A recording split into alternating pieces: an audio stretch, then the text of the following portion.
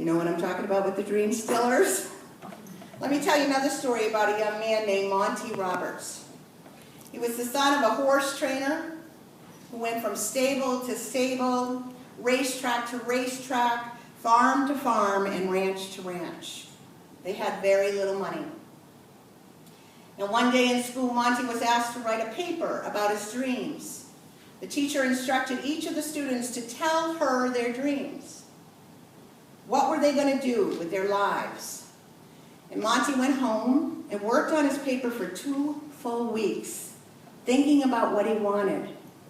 He wrote it down in a paper that was 7 pages, single-spaced in length. In the tale, he wrote about a 200-acre ranch he wanted to own.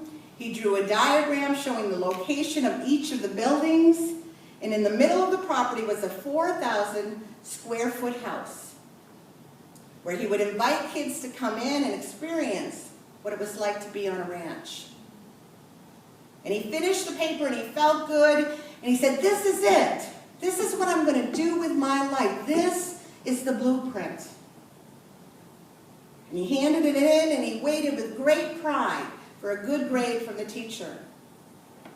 And the teacher handed back the paper in about 5 days, and on top of his paper, there was a large red F. Wow. And a note at the bottom that read, "See me after class."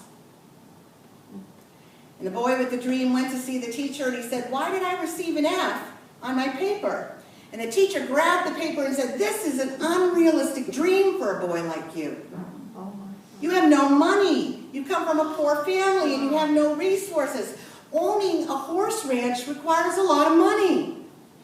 You have to buy the land, you have to pay for the original breeding stock, and then you have to pay large sums of money for stud fees. There is no way you could ever do it." Sound familiar? Then the teacher added, "Listen, son, if you rewrite this paper with a more realistic approach, I'll reconsider your grade." And the boy went home with tears in his eyes, and he thought about it for a long time, and he asked his father what he should do. And his father said, "Look, son, you have to make your own decision. However, I think it is probably the most important decision that you'll ever make." Finally, after thinking about the paper for over a week, the boy turned in the same paper with this written at the top: "You can keep the F, but I'm going to keep my dream." Years later, this is a true story, the man sat reflecting on this in his 8,000-square-foot house, double the size, in the middle of a 200-acre ranch, horse ranch.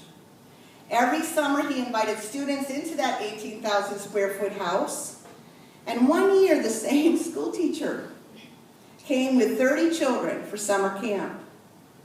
And when the teacher was leaving, she said, "Monty, I can tell you this now. When I was your teacher, I was a dream stealer.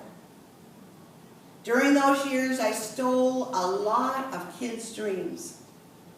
But fortunately, you had enough gumption not to give up on yours." You know, every one of us has experienced dream stealers, haven't we? Yes. Who have tried to rob us of our dreams. UCCM has had to face dream stealers at times during our past 16 years.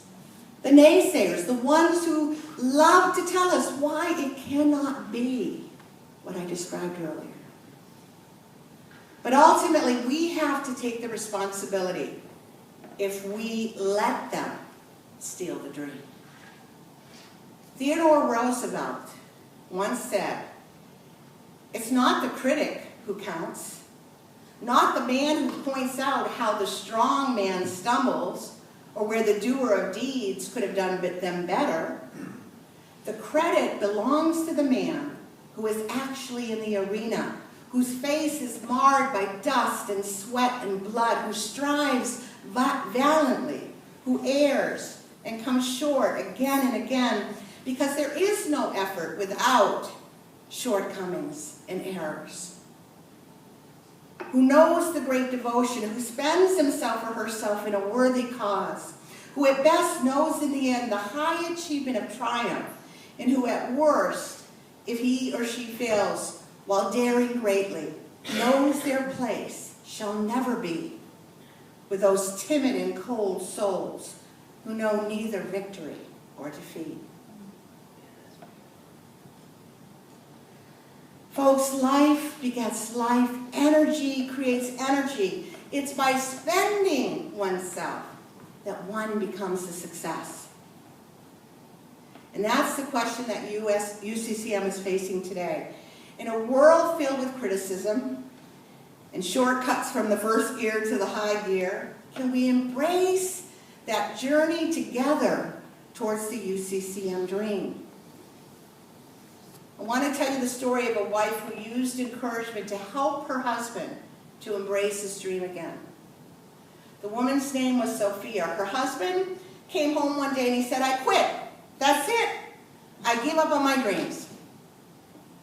I've tried and struggled and sweated in life and nothing has ever come to me. I have never